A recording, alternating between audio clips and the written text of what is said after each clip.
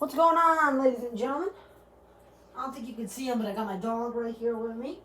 He's right over there. He's a good boy.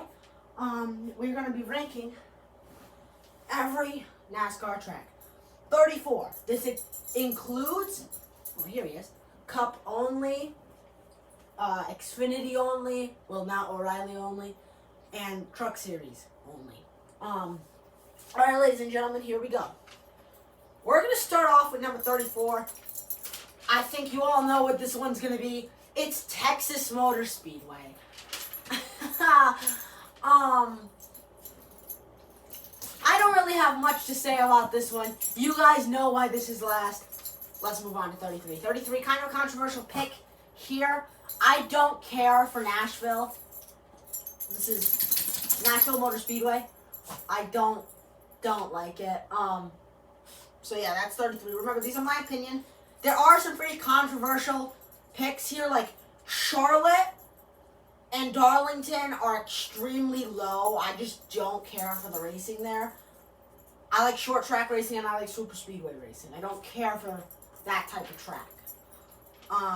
Next up, we're going to move on to 32, Richmond Raceway. This one hurt, because when I started watching, Richmond was still a banger track.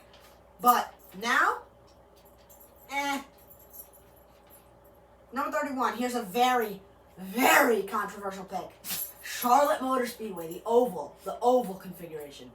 I just don't care for it. Yes, this year's Coca-Cola 600 was incredible, but other than that, it's been a few years since it's produced crazy racing. I missed the playoff race there. The playoff race there was awesome. All right, number 30, Pocono. This one hurts because it's not my home track, but it's very near to me. It's about 4 hours from where I live, so that hurt to put it in 30th, but here we go. Next up, number 29, Michigan. Again, I just don't care for that type of track. It's an old track like Nashville. I just simply don't care for it. Worldwide Technology Raceway. It's another one of those cookie-cutter tracks. If it weren't there, I wouldn't really miss it. Aerodromo Hermanos Rodriguez. I hope I pronounced that right. Again, it's cool. It produced an entertaining race, but it's another one of those tracks that it's like, have you ever been to a party and you're like, would anybody really miss me if I weren't here? That's how I feel about Aerodromo Hermanos Rodriguez. I hope I'm pronouncing that right. Mexico. All right, number 26, North Wilkesboro.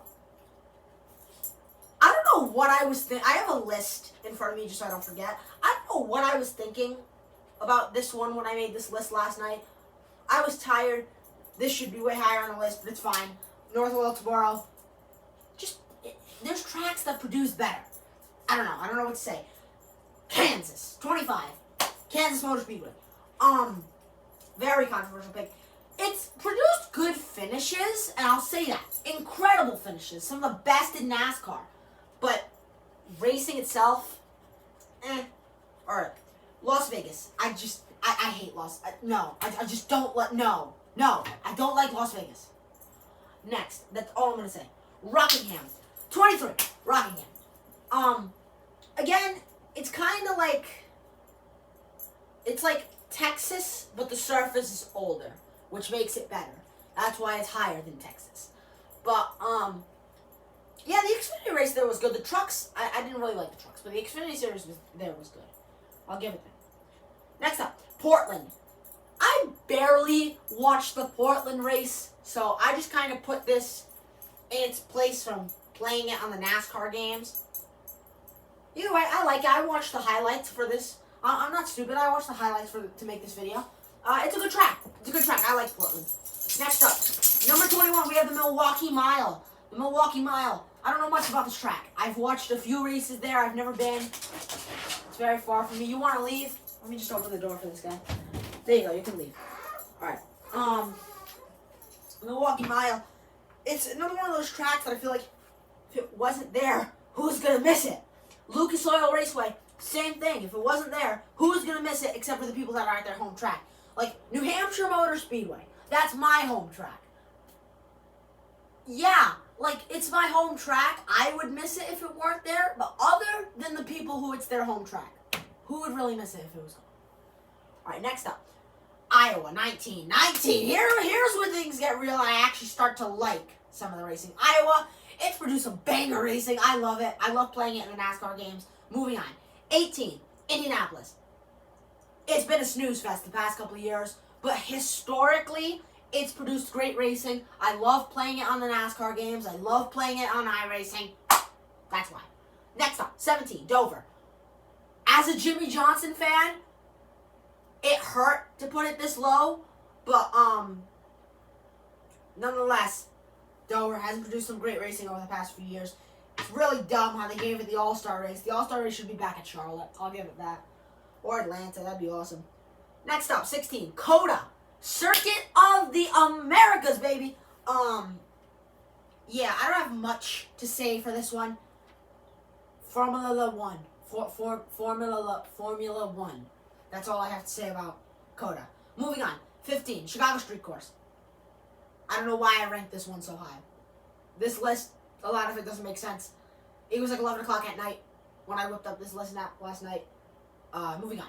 14, Bowman Gray Stadium. Bowman Gray Stadium, man. It's like Martinsville, but smaller. I love it. Next up, Darlington. 13, Darlington. This could be higher. It could also be lower by my standards. It produced a banger race this year. And Denny Hamlin won. My second favorite driver is Denny Hamlin. I actually have him right there on my wall. Moving on. Next, we have Sonoma Raceway.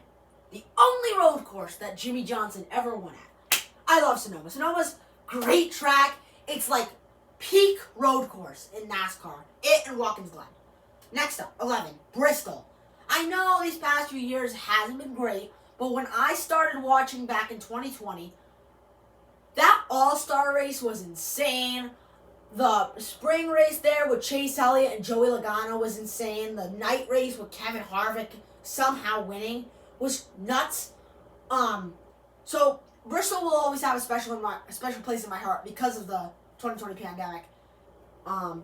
Watkins Glen.